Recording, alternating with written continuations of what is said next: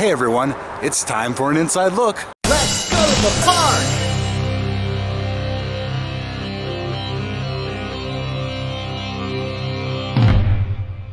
So that means that it's time to head down to the world of sea for another fun-filled day of learning about the awesome animals here in the park and the people who care for them. And that includes the animals that are only here for a short time for rehabilitation before they're released back into the wild. Now today marks the kickoff of the first Inside Look event of 2020. There were 3 of them last year, and they were all very fun and informative. Personally, I had a great time at each event, collecting all the stamps for the special prize at the end of the day. Nothing like a good game of good old Ping Quest. Personally, I feel very rewarded at the end of that game. That may be due to the fact that there is a reward. But really, education is the real reward here. Now we're gonna start the day off by heading over to the Nautilus Pavilion for an animal care and coffee event, exclusively for pass holders, with free coffee and tea even. Usually, you have to pay for that kind of stuff. Yeah, SeaWorld definitely hooks it up with the pass holder perks all year round. They're just cool like that. And just from personal experience, no offense to anyone, they give more perks and free items to pass holders than any other park I've held a pass at, hands down. It is definitely very appreciated. Okay, it's time to get out the event guide and get to it. We've got a quest to complete. Let's go.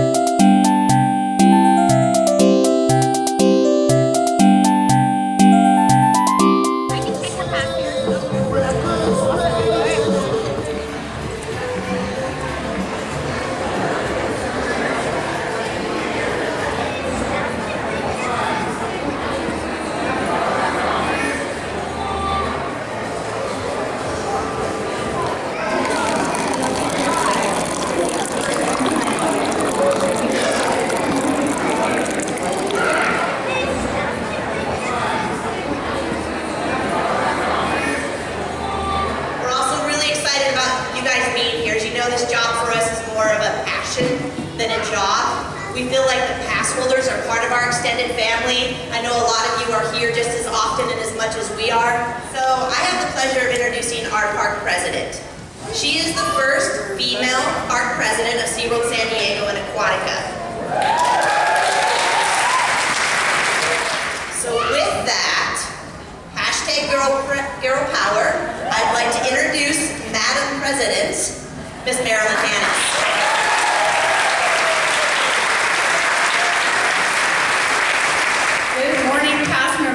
I'm so excited to see you all here this morning, and it's always hard to follow Jody because Jody chokes me up a lot because the work that the rescue team does inspires me every day. I don't know if Jody mentioned that we've surpassed 36,000 rescues now as a rescue team, and a lot of those are right here in California. I just want to take a moment and tell you that you are our most loyal SeaWorld family members, our fans and ambassadors. And we just thank you from the bottom of our hearts for being part of the SeaWorld family.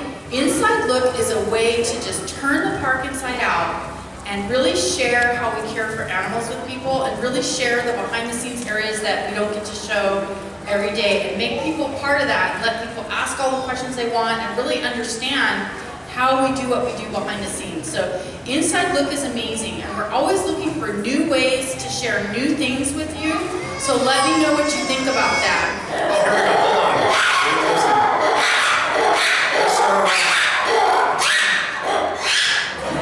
It's mating season.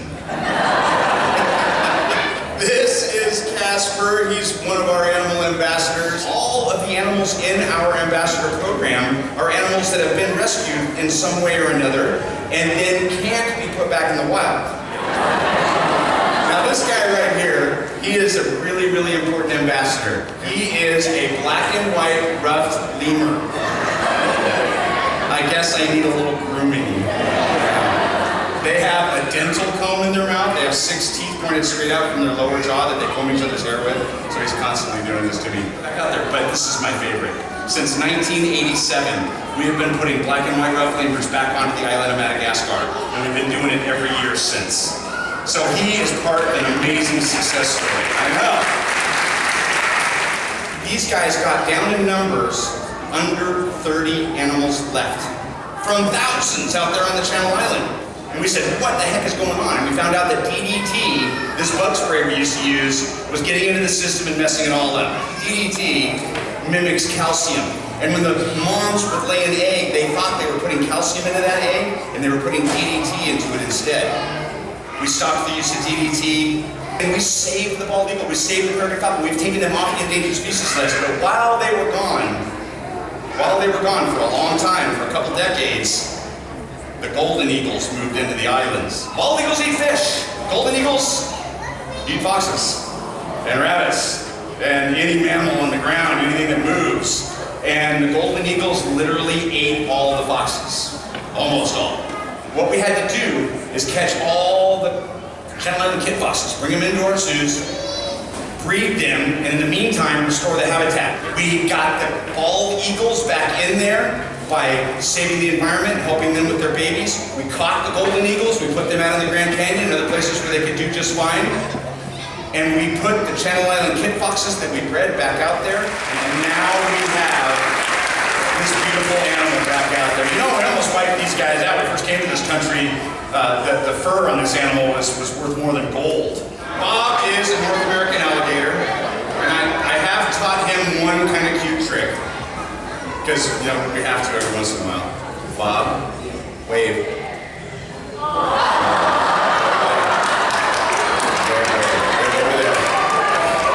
Here's what happened. When we first came to this country 450, 500 years ago, we saw that belly skin. It's one of the greatest leathers in the world. Here's the problem. We went out and we started shooting all the big mom and dad alligators to get that leather.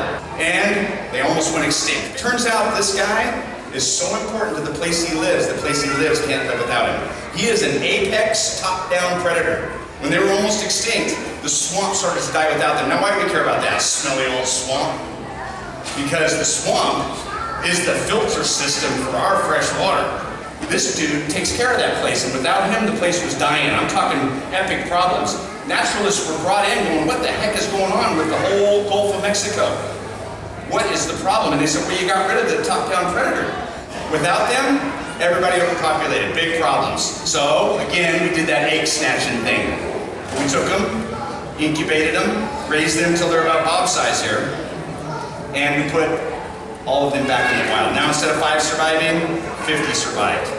We now have over 5 million alligators back in the wild. Yeah. If you live in Texas, Mississippi, Louisiana, Florida, you look out your kitchen window in the morning. Yeah. Good morning. Yeah. This guy was actually caught by a fisherman in the Sacramento River Delta. Thought he caught a fish, a big fish, and he's fighting and reeling. He pulled this guy back into his boat. He screamed and he jumped out of his own boat. So there's a lot of places that still need our help. But you guys being members here are doing your part big time. Because you gotta think global, but you gotta act local. And I want you to know that who you're supporting, those of us behind the scenes that you don't hear from very often, are out there doing the deed. We're out there saving these species. Well, that was very fun and informative. SeaWorld always hooks it up with the education. It's a big part of what this place is all about. All right, now let's head over to Orca Encounter. They're having an open house. You know, that thing you have at school and work sometimes, except with more orcas than I've ever seen at either of those places. Oh, and remember that Inside Look event last year where the trainer mentioned that they were going to be experimenting with the bait ball concept? Well, they did it. Let's go check it out.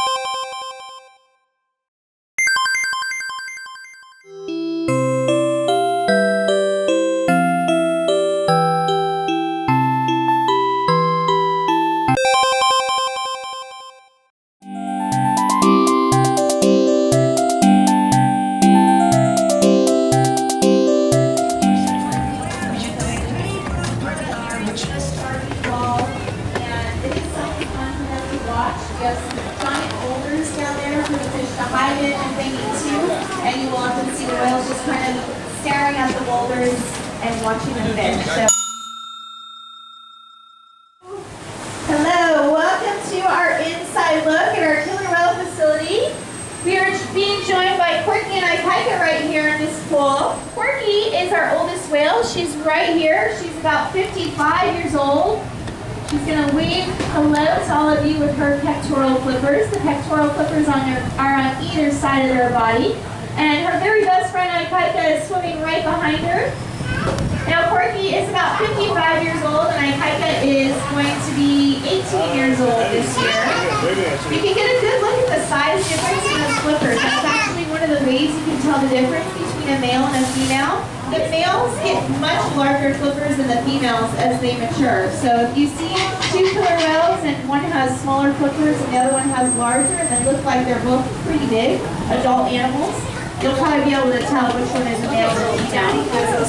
So Quirky's 55, her dorsal fin is straight as an arrow, and it's always been that way. Ikaika, his dorsal fin curves completely over. Now, there is no bone or muscle in the dorsal fin. It's very similar to what's in your ears, which is cartilage. So if that dorsal fin gets tall and heavy, it can curve over. Now, this is just basically cosmetic. It does not affect how they move or what they're doing or their health and well-being. They just look different. As you guys move along through our skywalks and head out to our main auditorium, you're going to see 3 other killer whales that call SeaWorld San Diego home. We actually have a total of 10 whales. We have 5 males and 5 females. But he seems to just enjoy carrying that around. We have a couple of different colors. The colors don't really matter. It's just so we can account for them in case they're missing throughout the day. But you will often see him kind of just carrying it around on his head. It's like his little toy that he likes to have all the time. Now these high-powered sprayers that are also out here do provide enrichment for them. Sometimes you will see them putting their dorsal fins or their tail flukes or their flippers inside those sprayers. It's one of the ways they can kind of itch their bodies. This pool right here is just one of our 5 pools. It's about 36 feet deep, and the back pools are anywhere from about 10 to 15 feet deep. As you guys make your way all the way through the front area, this path is going to take you all the way back to our 5th pool, which is our underwater viewing area. You're going to come and slide out in the scout area all the way.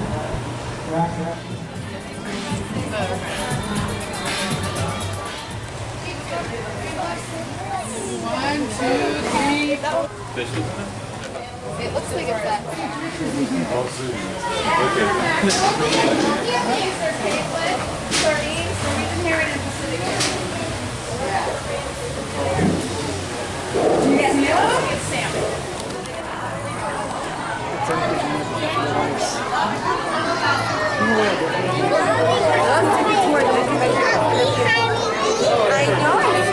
You know, it was a great experience getting an up-close look at the orcas from the viewing area next to the medical pool at the last inside look. And it was great to see some more of their habitat this time and tour around the place that they call home. And it's got to be really fun having all those fish in the tank with them now.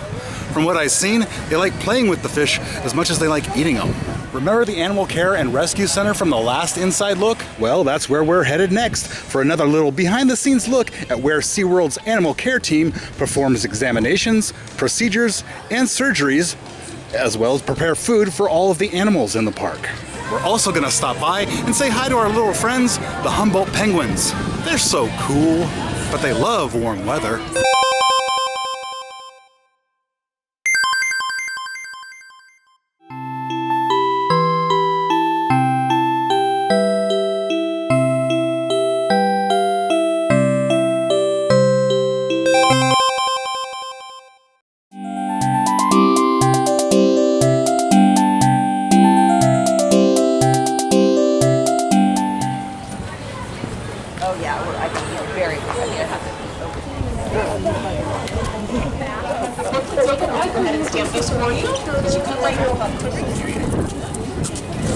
This is where we have a lot of our rescue animals, where we do a lot of research and study on the different animals we have throughout the park.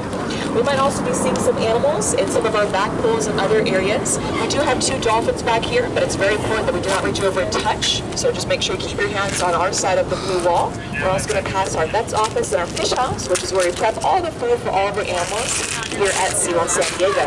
Over the years, we've rescued again dolphins, sharks, sea turtles,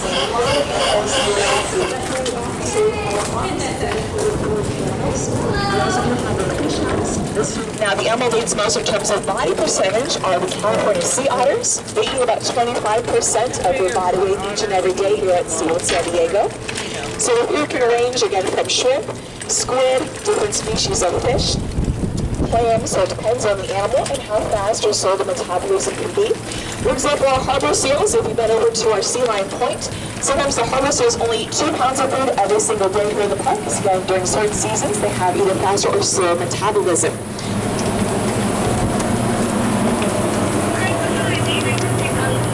These humpbacks are found off the coast of Chile, Argentina, and Peru. So they stay outside the whole time because their warm climate is what they would find in their natural environment. Now for these penguins, it's usually 1 egg at a time, but sometimes they will have 2 chicks, but usually just 1 at a time. Good question. What's the blackbird kind of sticking its head up? That's called a cormorant. We have 2 rescued ones. We have a male and female. One of them has a broken wing, and one of them actually is missing an eye. So they're brought to us here at SeaWorld. So they were deemed non-releasable. It's not a choice that we get to make. So a lot of people think that SeaWorld gets to decide whether they stay here or not. That is not the case. So U.S. Fish and Wildlife deems the animal releasable or not, and they base it on whether the animal can swim, hunt, fly, fend for themselves, essentially without human care.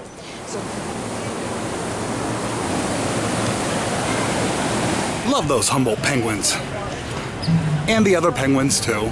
They're all special, amazing little creatures. And you know, it takes some hard work from some really dedicated people to rescue, rehabilitate, care for, and feed so many animals. So I'm thankful for all of the people here that do all of that. And I'm sure that all of the animals that SeaWorld has rescued and cared for over the years really appreciate it too.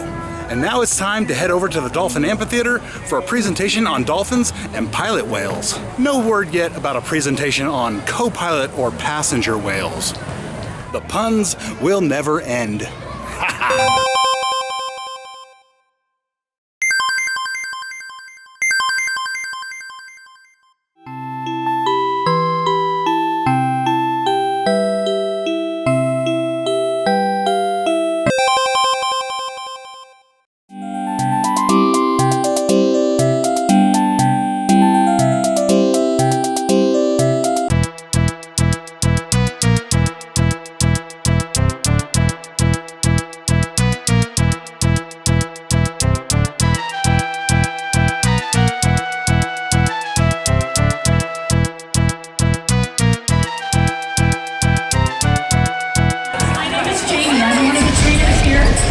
Dolphin Amphitheater.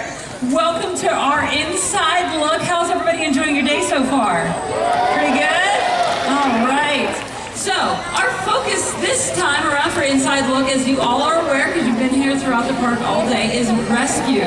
What we have coming out right now are our 4 pilot whales. We have Argo, who has called this amphitheater home for several years, and then his 3 brand new friends. His 3 brand new friends are Ace, Ava, and Piper. Ace, Ava, and Piper stranded for about 6 to 7 months of age in the Orlando area. They were brought into that park and rehabilitated. Now these 3 were not able to be returned back out into the open ocean, so of course we gave them a forever home. But Argo was here, and we decided we wanted to bring all of our pilot whales together so that they could develop their own family group. And just a few months ago, they came here. Now again, since they did strand at a fairly young age, we want to make sure that we are taking very good care of them and that they are very healthy animals. So we've actually trained all of our cetaceans, or our dolphins and our whales, how to present their tail flukes so that we can actually draw blood from them. And then once we get that blood, we're actually able to take it to the lab that we have on site here and test it. Because they actually cannot talk to us and let us know if they, you know, had a fish that maybe was a little too chunky and fatty for them, and maybe they have a little bellyache. And it is very much like you and I going to the doctor. So who has been to the doctor and gotten a shot? Raise your hand. After you got your shot, did you get a lollipop? Same kind of thing with our whales and our dolphins. We want to make everything for them very positive and reinforcing. So one of the most important things we can do around here is keep animals in tip-top shape. So we do things like exercise. So we send these high energy behaviors to get that heart pumping, the body moving, and this way they get that exercise that they need to stay in great health. What we're trying to work on with these guys right now is jumping together. That was exactly what we want. We want all four of them to be able to jump in a row together. That was perfect. It's all about practice and repetition when we're working with our animals, and then positive reinforcement to let them know, yes, that's what we really wanted. We've got our two males making their way around the pool just to show you how big they are. They both weigh in a little over 2,000 pounds. Just so you know, the two females that are here on stage weigh in about 1,500 pounds. So they're significantly smaller than the males are. We're going to ask all four of our pilot whales up here on stage, and that way you can see how big they are in comparison to one another. Here is our pilot whale rescue family.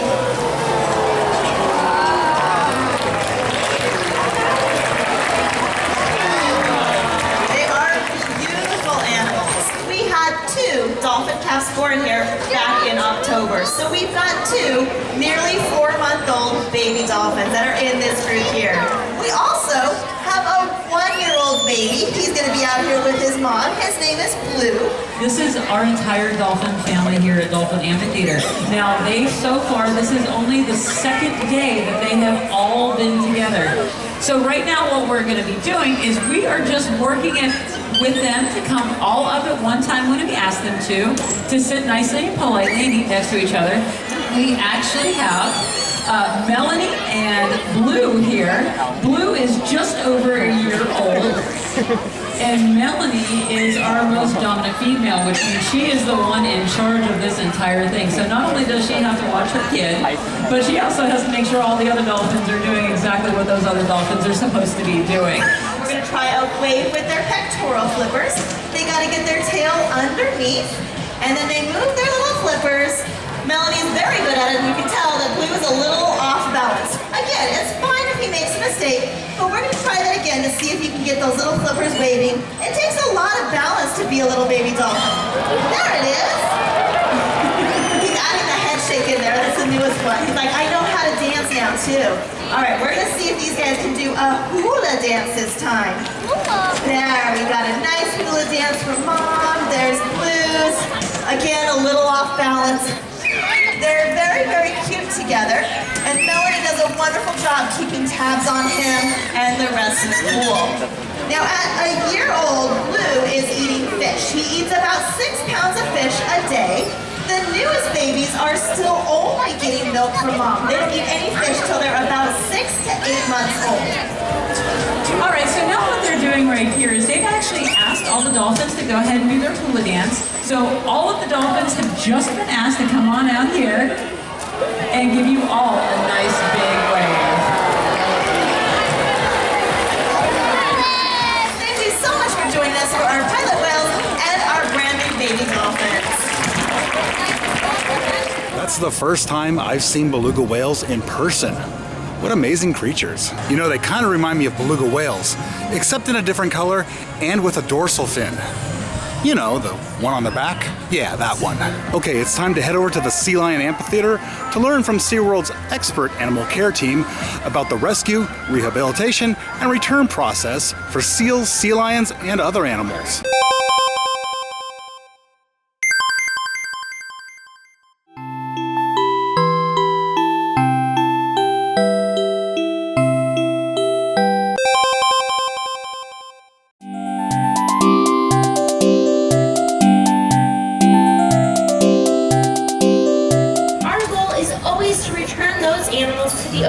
Once they are healthy. However, in rare instances, we're unable to return them to the wild due to their injury or illness. In those cases, we'll work with the National Marine Fisheries Service to find them a forever home at a zoo or a marine park just like SeaWorld.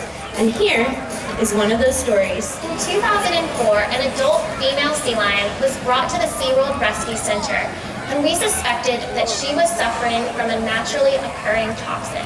Shortly after this female was brought to SeaWorld, she gave birth to a pup that was unfortunately premature. We know this pup today as Harvey. Because the mother was unable to take care of Harvey, the National Marine Fisheries Service made the final determination that Harvey would not be returnable. And he was given a permanent home here at SeaWorld, where he is now healthy and thriving. Ladies and gentlemen, it's my pleasure to introduce to you Sea Lion Harvey and his behaviorist Jordan.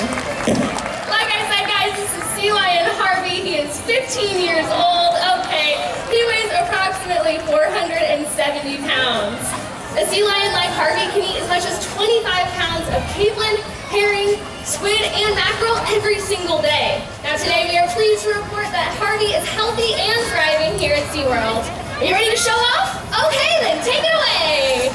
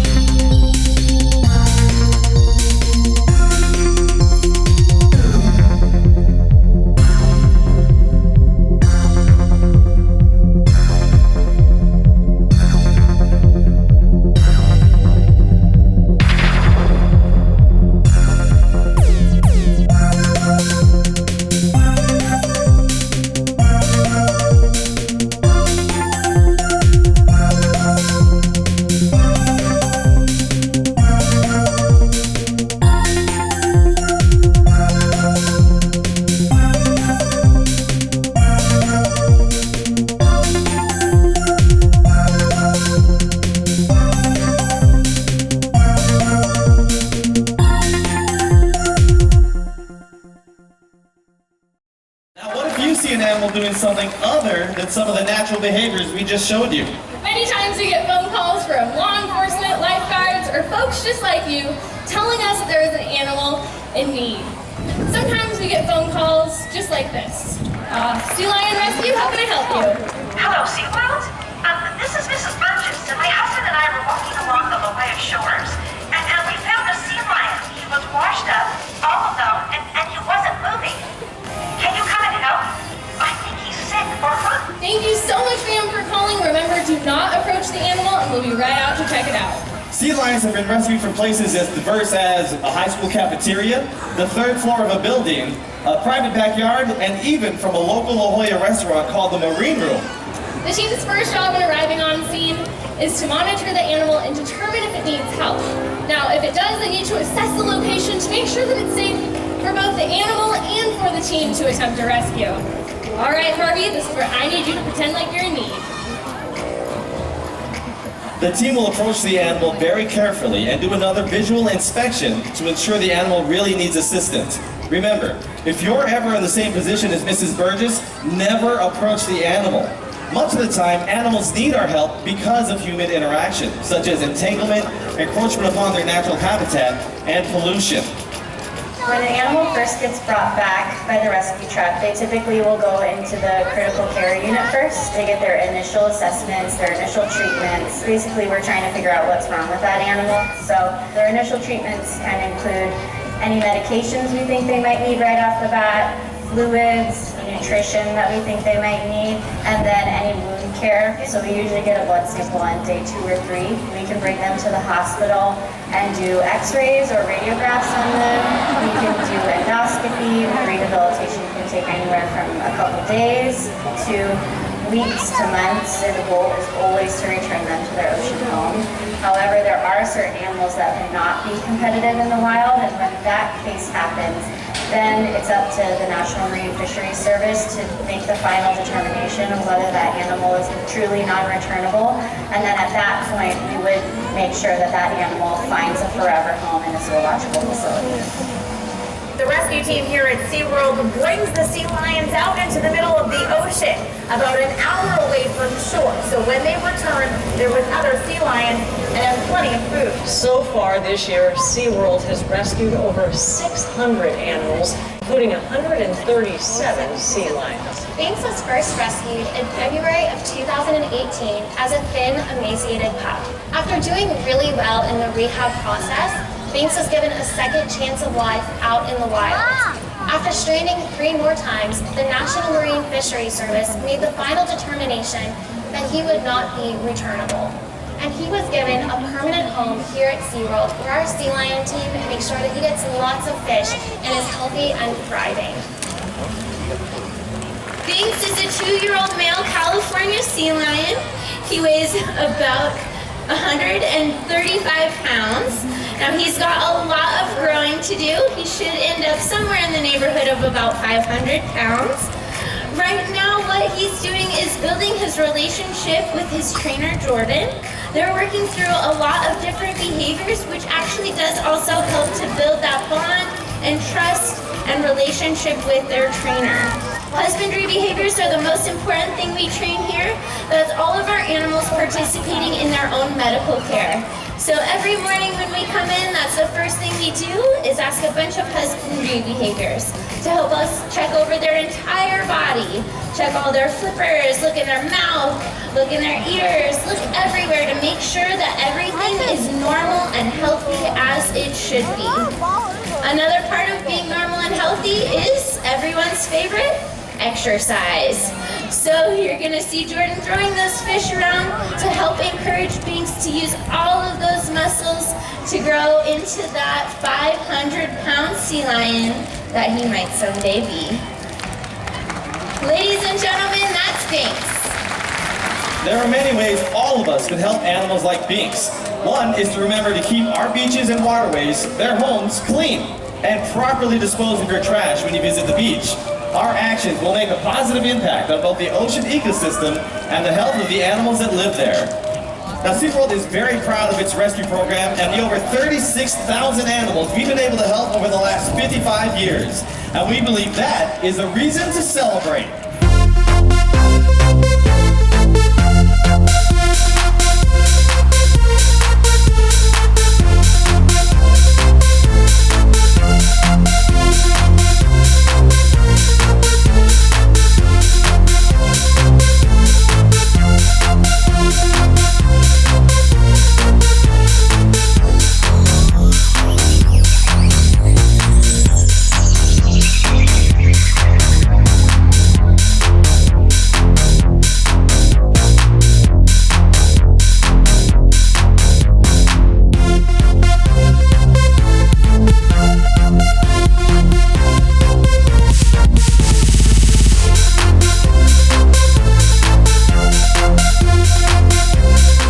Incredible stories from amazing people who genuinely love and care about the animals. They wouldn't be doing it otherwise. And you know, it's kind of tragic that us as humans can cause such trouble for animals just through simple negligence and a lack of self-awareness. And I think we can all stand to be a little more careful and self-aware in our everyday lives, myself included.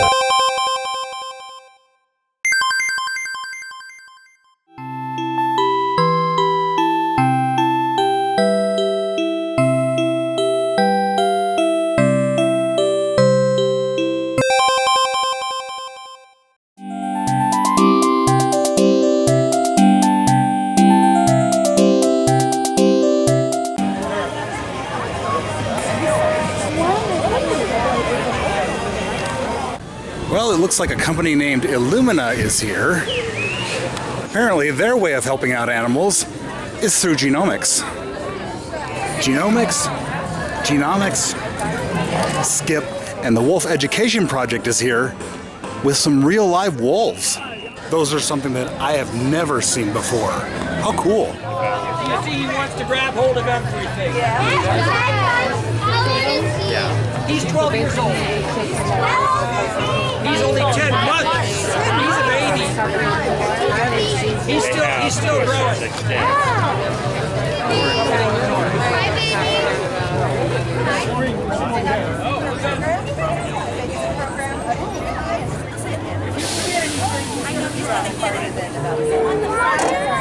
He just wants everything he can get. He wants the corn, he wants the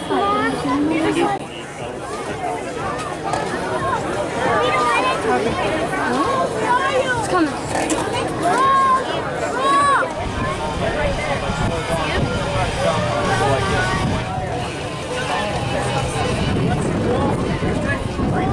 Well, that was really cool.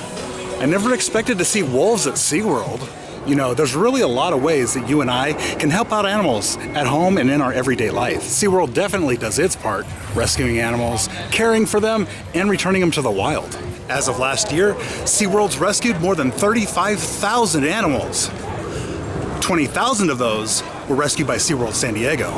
By October of 2019, the park had already rescued nearly 900 marine mammals, as well as 600 marine birds, 171 sea lions, and a bunch of other animals. SeaWorld cares. Period. Do you care? I do. Okay, now that we've filled in all the spots for stamps, let's go turn them in and collect our reward.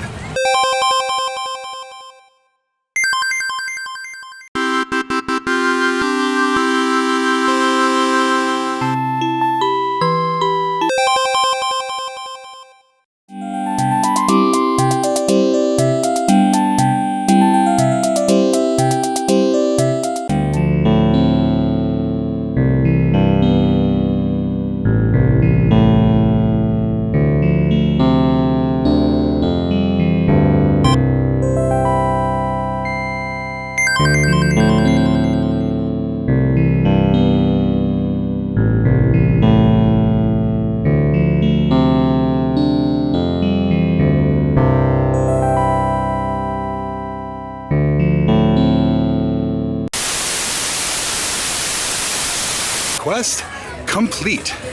Thank you so much for joining me today for another inside look and a rousing game of Pin Quest. You're super fun to have around, and I really enjoyed learning with you. Till next time, see you later.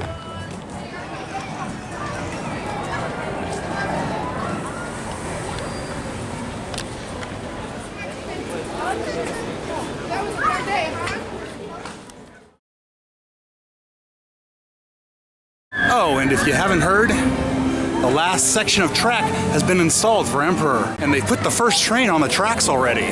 That means we can ride it now, right? Not for at least another few months. Hey, check it out. I can't tell where Electric Eel stops and Emperor starts. It's because they're both light blue. Local regulations.